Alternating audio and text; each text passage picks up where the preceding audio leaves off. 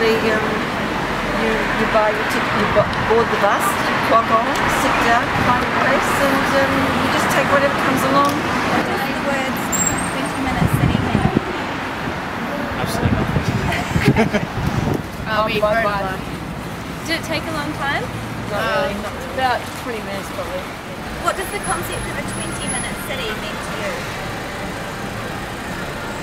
20-minute city? Yeah, 20 minutes. Have you heard that term before? No, I haven't. But put it this way, if I can't walk there in 20 minutes, I don't want to go there. And have you heard of the metropolitan planning strategy? No. What's that about? Under the current planning minister?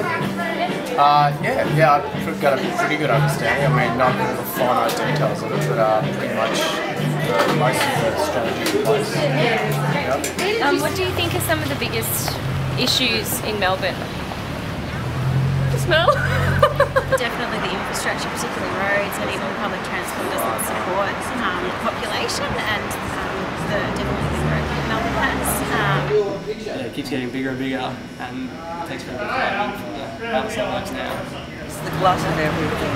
We have excess to choose from.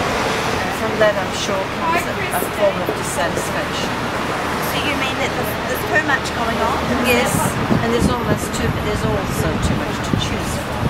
We really don't. Overpriced rents for one thing. You know, because most of the locals, most of the old-time locals have had to move out of Fitzroy. See, I mean, Fitzroy was a slum. Cheap rents brought the artists here. They had art exhibitions, bands played, poets performed, and everybody from the outer suburbs or the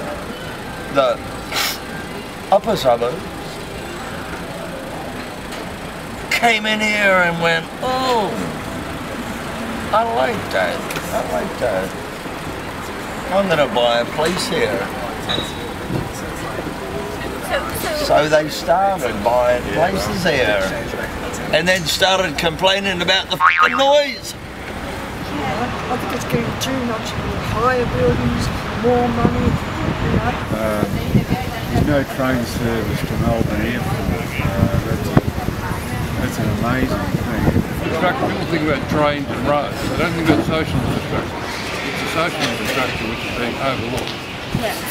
So what do you think some of the problems with transport in Melbourne are? The smell? Well, anything's got to be better than Sydney. Public transport. You need about an hour to get anywhere. So public transport. Public transport is really good. And is that in comparison to the Yeah. Do you say your neighbourhoods are well served by public transport? Yeah. Definitely, I live on Chapel Street. There's 3 train stations right around me. What's the hardest thing about riding around Melbourne? Road hills. Yeah, hills. Do you feel safe? Yeah, we usually go by ourselves alone. Yeah, Just make it free public transport. Cars, automobiles, use bikes, and the Mikey. From a Greens perspective, I think urban development's good. I think inner city high-rise development's good. You know, if you're going to think about a green perspective, it's a lot better than taking an hour and a half out of Melbourne and expanding planning that way. So I think that's the way of the future. You know, high-rise development. It happens everywhere else in the world. Why can't it happen here? If you had children, where do you think that they would be able to live like in 20 years? South Yarra. Yeah, so yeah. So would you be willing to live in, like, for instance, a smaller place in the city if it meant that you could walk everywhere? Yeah.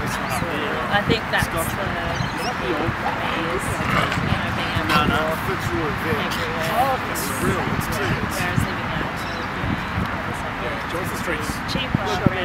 She's got it under control. I reckon Melbourne's also being pretty careful with, the plan. In the future, like if you have kids, do you think they'll have the same kind of lifestyle that you have now?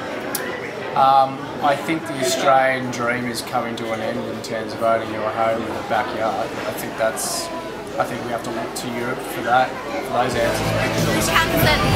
Not yet, not yet. Not yet? Not yet. Okay. Oh, I see. Good for them.